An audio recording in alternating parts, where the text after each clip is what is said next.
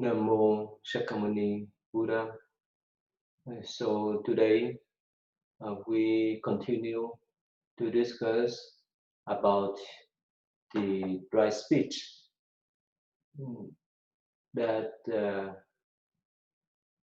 relate to how we communicate with each other. So here, uh, after we study the right view of life, we recognize that we need to understand the law of cause and effect, that whichever we do or whichever we throw out there, they will bounce back to us. So with right intentions, we would lead our speech, our verbal communication in a proper way. So that's why the Buddha advised us that we need to say the truth, not tell lie. So last time we discussed about the negative aspect of telling lie. So let us review one more times about some reason people to tell lie. So basically, they fear of harm. They want to protect themselves from harm. Like if they encounter the um, killers, murders, so they may hide their keys or treasures or money from those criminals, and they may tell lie that, oh, I don't have the keys, I don't keep the money and so forth. So our fear of harms, that's why they tell lie. uh, the next one, fear conflicts. They want to avoid arguments. So if someone asks them whether they want to discuss some points, um, if they don't want to confront with those people, so they say no, I don't want to, um, or I don't know, for example.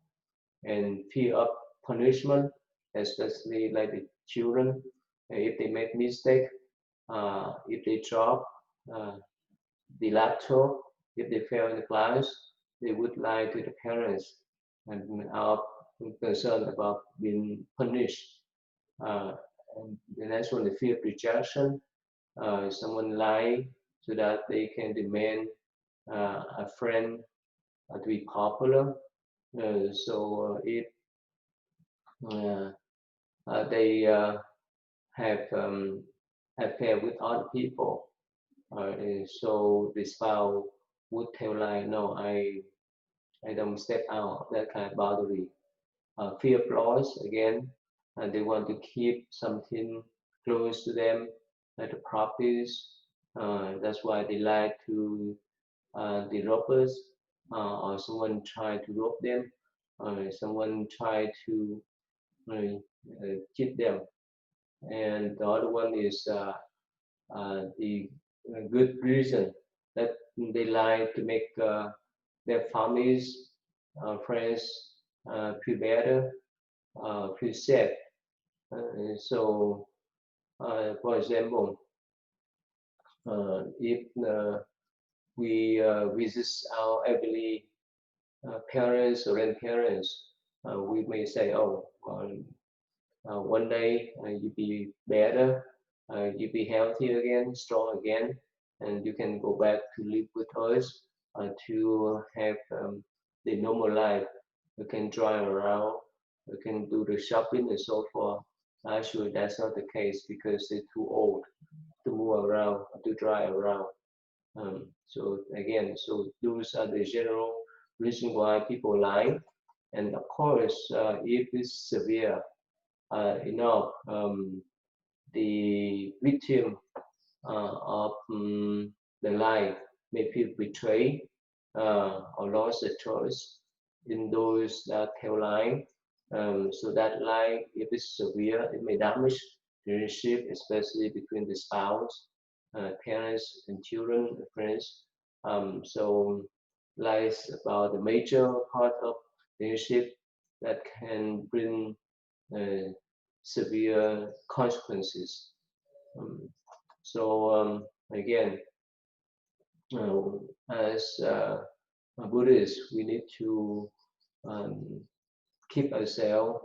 We tell the truth. Uh, Even we know that sometimes people may be honest, and at the same time, they may be more deceptive with those they love because they try to maintain the relationship, even they have done something wrong. So again, sometimes life is not luxury, but it's necessary to cope up, to smooth out this conflict. So depend upon how people interact with other, how uh, are their intention. So if they have intention to keep with the relationship, they may tell some white lie. Otherwise, if they want to cheat or harm other people, they may say something that may be untruthful. Um, so again, in life, we can recognize as attentive lies were merely exaggeration, as in one portion of life we may make is uh, is considered as the exaggeration.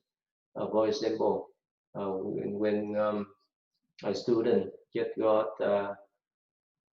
let's say 89 on the test, but somehow they may say, "Oh, I got an A." So that's exaggeration. And if it's around 60% of the thing that they say is not right, that is the outright deception. And most of the press are really subtle lie. More than 70% of lies would tell lie again because they created habitual patterns to cheat other people, to provide the wrong, untruthful statement. So according to the statistics, lies were common in phone call than face to face. When people uh, have conversation directly, would less chance to lie than to talk on the phone. Uh, and one lie in seven will discover.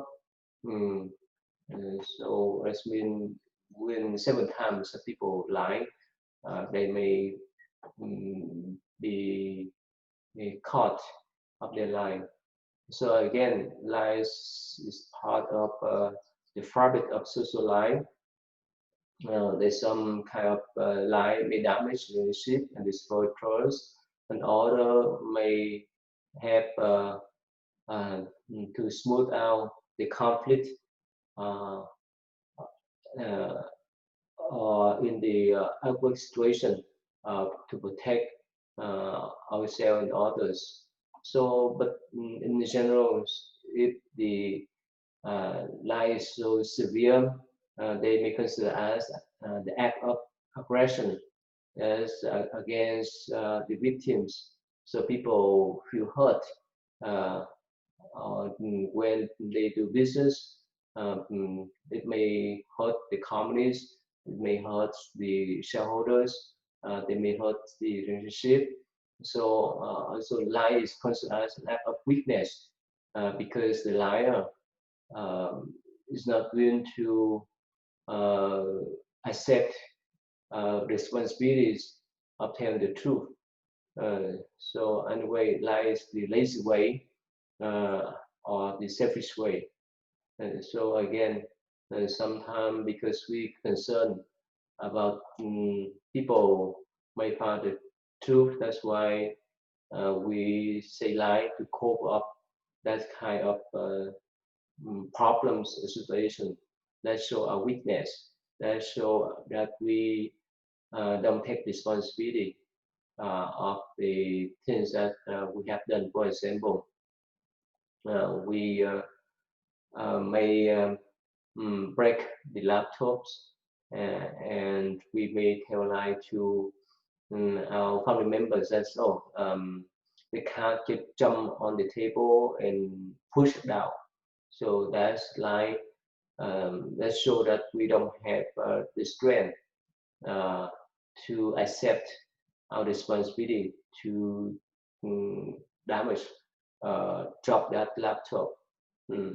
So according to some, uh, sometimes people tell white lie uh, for them to seek self-interest, uh, so that they could promote themselves.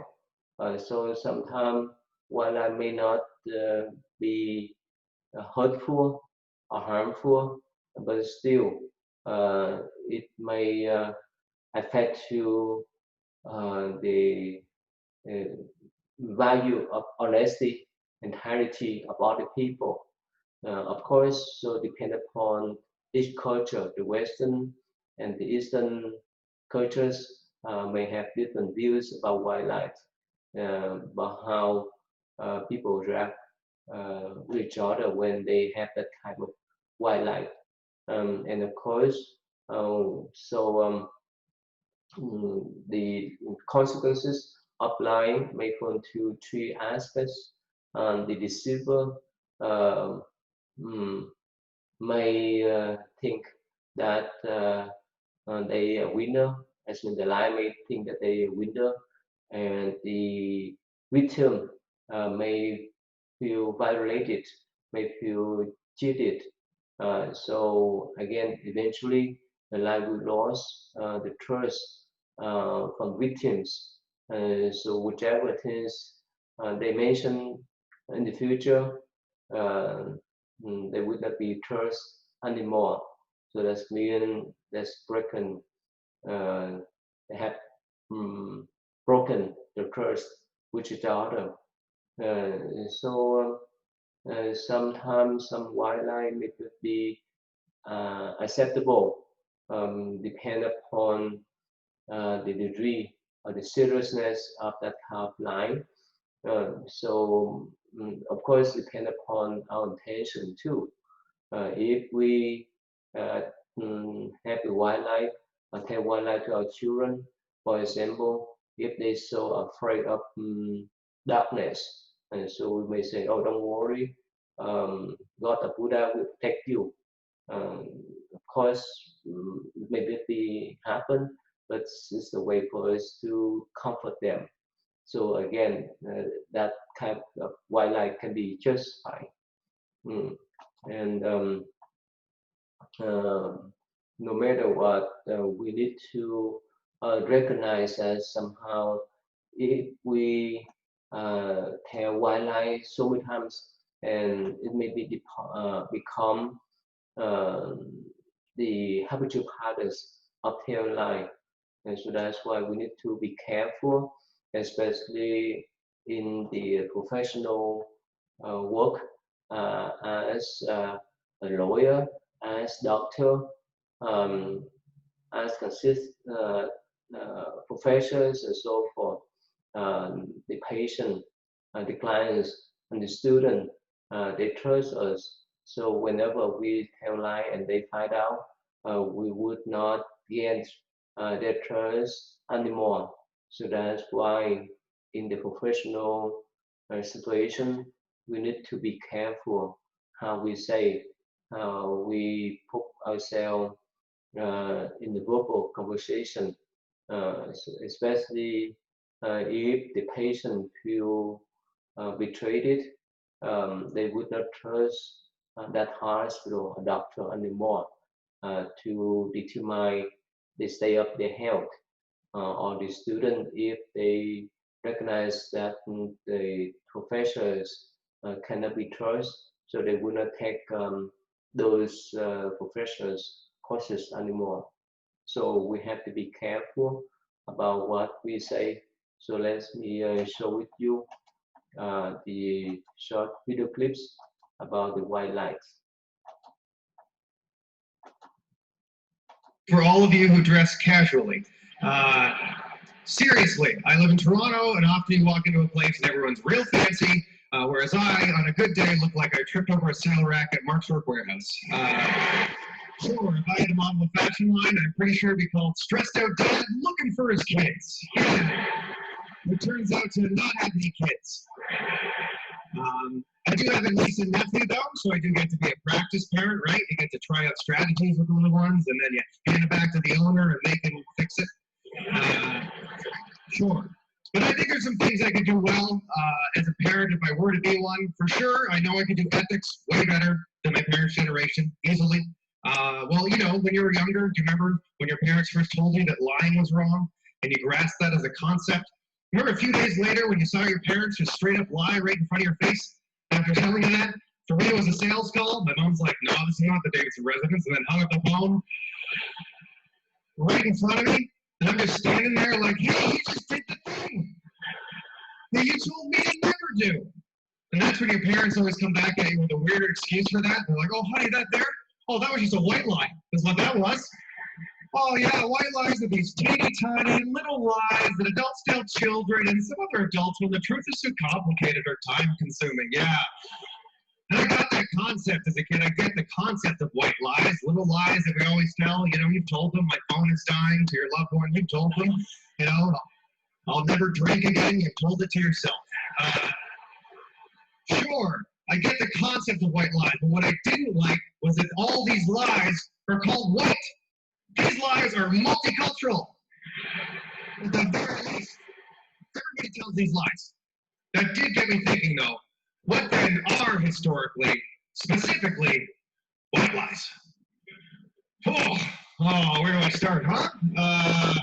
I guess we hold these truths to be self-evident. All men are created equal. Yeah, the gentleman that wrote that one had slaves, so that's a white lie for sure. That's a white lie right there.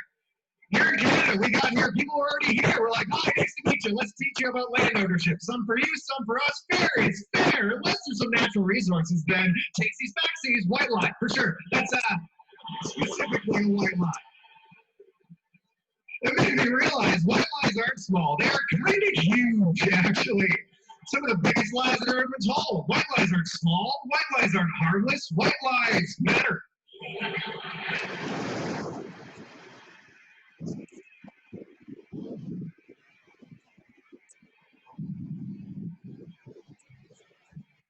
Okay, so you see that how he explained why lies matter. Right, is happened in every cultures. Uh, this happen everywhere. It's not only one group of people. So that's why we need to recognize sometimes this type of wildlife may be harmful. So we need to recognize and stay away from those things. So let me show you again some charts that relate to the statistic about honesty survey.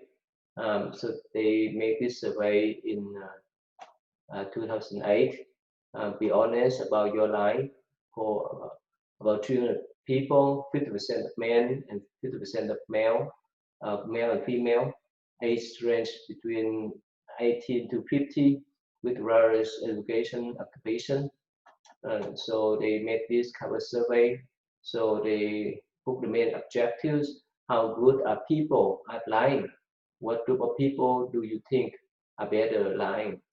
So here, it is okay to lie, so as not to hurt someone else feeling. So this here, this they break out the percentage. Uh, Here, this 7% often, um, 40% is never okay, 3% not sure, 23% is some okay, and lies ever justified, not sure, depends, never, sometimes as a percentage, not sure by 7%, depend 23%, never, or 43%, sometimes it's about 27%. And which age should lie more? we say the adults is 45, 43, teenager 30, children 17, all the same 10%. And have you lied in the past few weeks? So here it say yes, 63, no, 27, 10, not sure. Who lies more, men or woman? Male 43, female 40, not sure 17. How good are the people at lying? A lawyer, politician, police, unsure. Unsure is about 33. Lawyer, you see, lawyer 40%. Politician about 33%. Police about 17, and unsure is about 10%. And again, so this is the statistic. So there's some way that we can recognize people they tell lie. So depend upon their gesture, depend upon how they look, depend upon how they interact with each other. So here, some modern methods to detect a lie: movement, leg movement, eye contact, facial expression, including behavior. And so, for example, the movement, they cover the mouth of the face, scratch the nose of the face, nervous hand movement, moving the feet, and they may uh, have some visual movement that we can recognize why they lie, and they may not have the natural smile. They have the unnatural, involuntary smile. Uh, that show how they tell lie or they force or fake the smile. Mm. And of course, they have the polygraph machine that measure the respiratory rate, the electrical demo activities, blood pressure, plus the voice rest analysis. So with this kind of machine that been used at the FBI, and so forth, the government agency to check whether the employees or future employees would tell lie or not. So again, there's some sign of body language that we can recognize those people who tell lie. They can show the nervousness, the sweating, fast or blatant speech, avoid eye contact, exaggerate facial expression, touching the nose, um, mm, or behind the ears, not likely to touch the heart, with open hand, arms, and leg movement um, constantly, uneasily. So that is a sign of emotional gesture, time duration, not normal face. So they want to stay longer, or they want to stay shorter, they will say quicker and slower. Mm, uh, their verbal expression may not be much um, before and after. Um, so they have the uh, defensive reaction uh, when they recognize that they're guilty of lying, and so they would not feel comfortable uh, with facing the Westerners. They may turn the body or the head away. They may place some object in front of them that show that they want to hide something. So, talking about the speech or overall expression, they may speak quickly and excessive, which fluctuation of pitch and voice, long or short, So they put more emphasis on the sentence, or they just cut it short. So depend upon how they try to hide the contents of the untruthful informations. They could express themselves in an untruthful way too. And in the verbal content and context, they will use some word to answer a question, and the statement with contraction is more likely to be truthful. So sometimes the liar may avoid the word lying because that may indicate that's what they about. Uh, and they sometimes uh, emphasize on the word, oh, I'm trying to be honest. Uh, I, I'm trying to explain the situation and so forth constantly. So again, with those sides, we could recognize why people tell lie. We recognize some part of them that they don't tell the truth. So let me finish and summarize what we talk about again. For those liars, the reason why they told lie because they want to protect themselves and others from punishment. They want to maintain their privacy.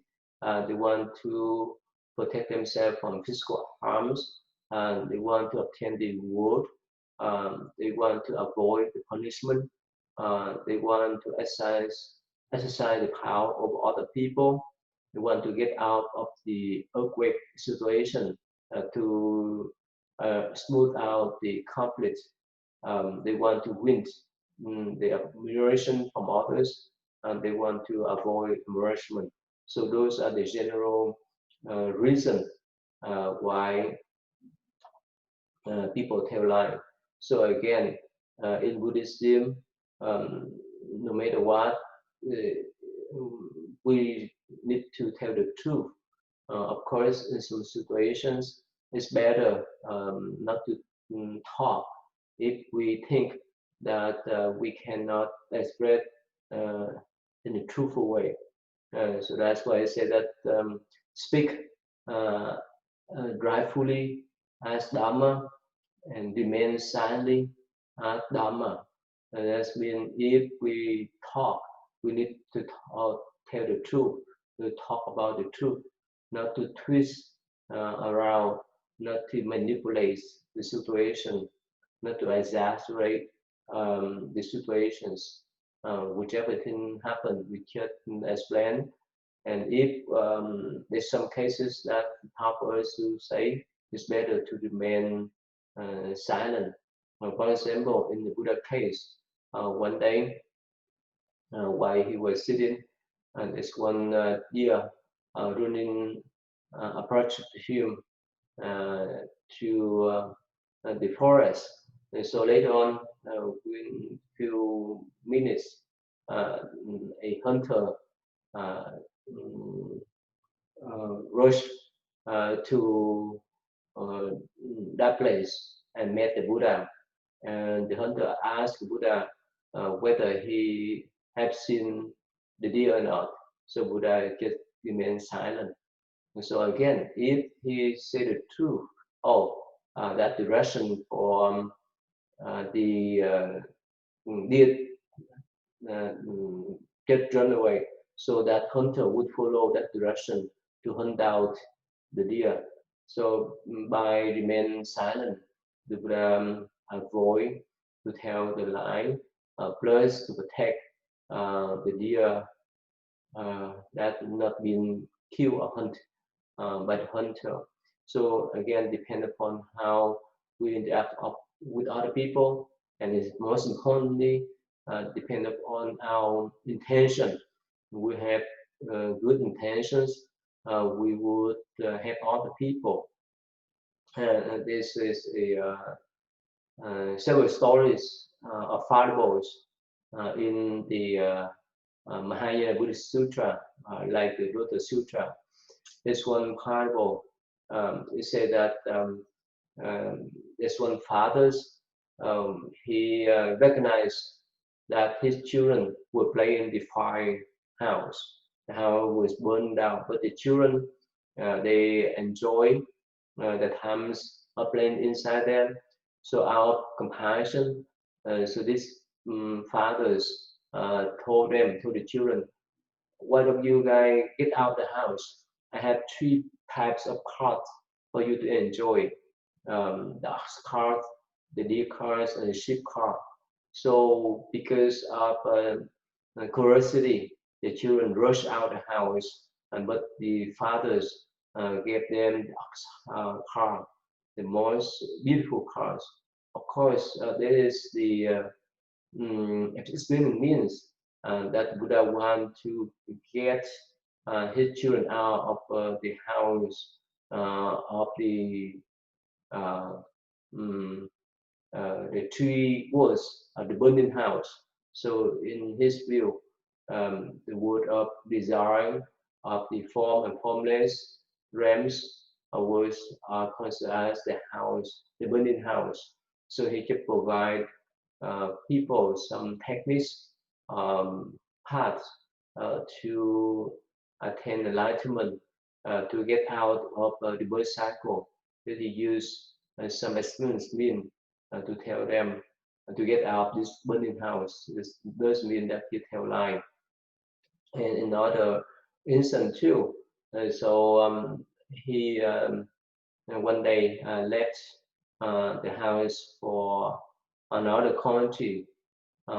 So he sent the messenger back to the children that your fathers have left your house, and if you sick, there's some medicines at home. He still kept for you guys to use, and because of the um, experience mean would and the fathers say further to the messenger to tell his children that the father have passed away. You guys supposed to use those medicine that he left for you guys so that you can be recovered from illnesses. And so the Buddha use that analogy to explain that Buddha is still around with us, but because of the experience mean, he just want to mention that he entered nirvana so that his student would appreciate and value some of the teachings as the medicines so that they could use them to cure their illnesses mentally and spiritually. So again, those are the experience means, not the line, uh, so that he could help his student. So of course, in daily life, depend upon the situation, especially for the parents or the spouse. Sometimes we say something that try to smooth out our relationship or try to comfort our lovely one. So again, as long as we have good intention, no what, no matter what we say we do, it will bring the good result to others. And of course, we may find out that just may not be true, but at least we have good intention, we have love and kindness and compassion to um, uh, deal with them. Like I get that example. So for our elderly parents or grandparents, they're so sick they could not move around, but we give them this type of encouragement and say, well, they would live longer, they would be healthy again, they could drive the car around again, they could go out to uh, travel again and so forth, but that's not be true. But at least we give them this type of hope so that they could linger or be happy with their present life, especially when we deal with some terminal illness, family members or friends, and if we say upfront, oh, you have cancer in the stage 3 and 4, that's so severe, you would not live too long, and definitely maybe freak them out because they concerned about their life. So, but if we say something maybe untrue, poor, but at least that calm their mind, and we may say, oh, there's some medicine could be helpful uh, for their illnesses. Their illness would be recovered soon and so forth. We can give them some kind of hope, unless they uh, could have this kind of uh, hope to link on, so that hopefully eventually they would get better.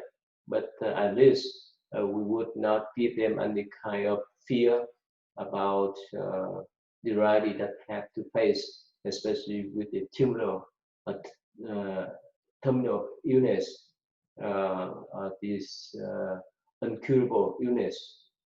So that is just the line. Again, the important is the intention that we want to deliver our message, whether it's compassionate intention, malicious intention, everything depends upon that type of thought, and how we express ourselves. Again, also depend upon our state of mind. That's why the state of mind is so important. That's why we study about the right intention. As long as we have right intention, whichever thing we express will be correct, proper. Even at first, people would not uh, understand, or even later on they could find that that type of statement may not be true, but at least because of right intention, of compassionate intention, a good intention, we want them to be happy. We don't want them to be hurt, pain. So that's why we express ourselves in a way that calm their mind, in a way that help them to uplift their spirit. So that's why the speech may not be much important than the intention, where we put intention. Of course, we need to be careful too. I say that if we twist around the situation frequently, it's maybe become problems. That means we may create habitual patterns of time life.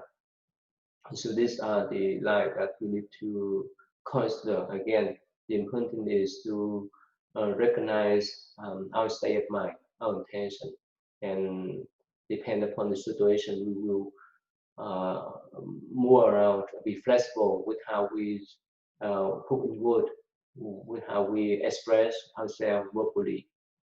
So the next one, the Buddha say that we need to stay away from gossiping, uh, because gossiping is the talk between the two person about the third person who is not present.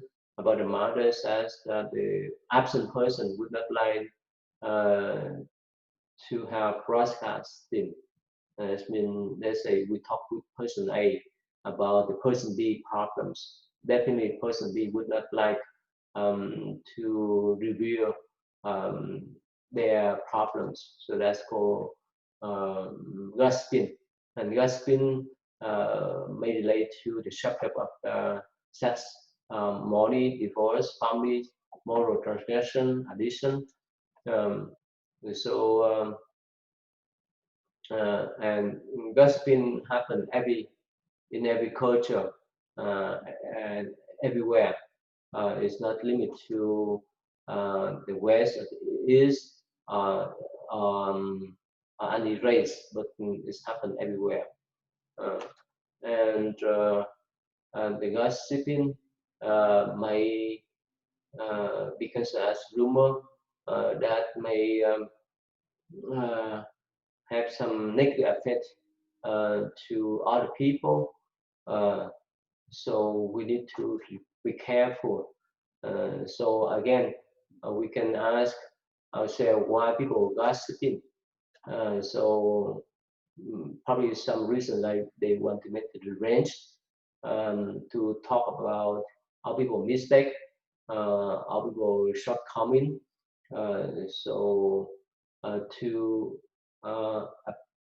appear in the know, that means they show that they would know the situation. That's why they gossiping about that situation, to reaffirm the community standard. Like if someone make some transaction, make some mistake, morally, ethically, um, mm, as people may gossip about, like they have an affair and so forth, and they may try to do the gossiping because they want to be humble, to pretend as humble person. So they spread the gossip about the mistake of people. They don't want to confront with that person, mm, or they want to control other people when they spread out the gossiping, and so that those victims may feel hopeless because of those rumors or gossiping. So we can recognize the difference between the rumor and the gossip. Rumor is about events. Let's say if someone spread the rumor about Walmart store was closing, some event happening. Gossip is about the personal stuff, about other people's lives. Um, so uh, so sometimes they have face-to-face gossiping. That means they spread that type of gossip um, to other people directly, or they can print those story, those gossiping story, or they make types on Twitter's, posts on YouTube, Facebook. Uh, the consequence of the gossiping may be severe. That may make other people commit suicide. It may have defamation suit, lawsuit, ruin the marriage and families, um, ruin the business, ruin the churches, communities, lost the trust among other people. It may escalation of disposal, invasion of privacy.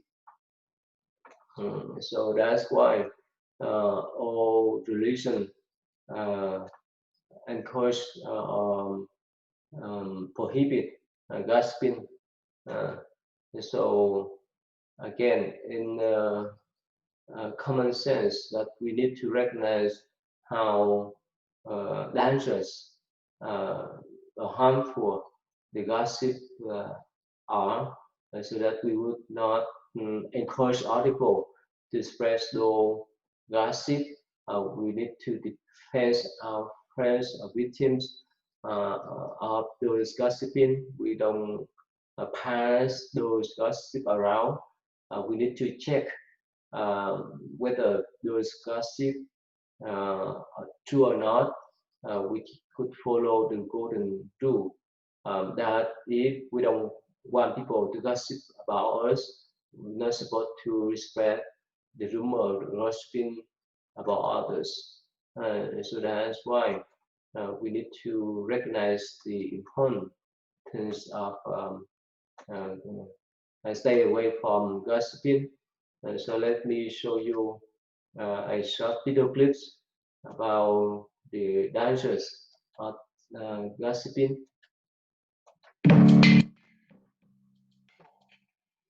The vault. What I share with you, you will hold in confidence. What you share with me, I will hold in confidence. But you know what we don't understand? And this came up over and over again in the research. We don't understand the other side of the vault. That's only one door on the vault. Okay, since time is up, let me stop here today, and I will show you this video clips next time. Again, so today we learn the reason why people tell lie, and we need to be careful about our intention, and we just talk briefly about gossiping. Let us stop here today. We will discuss next time.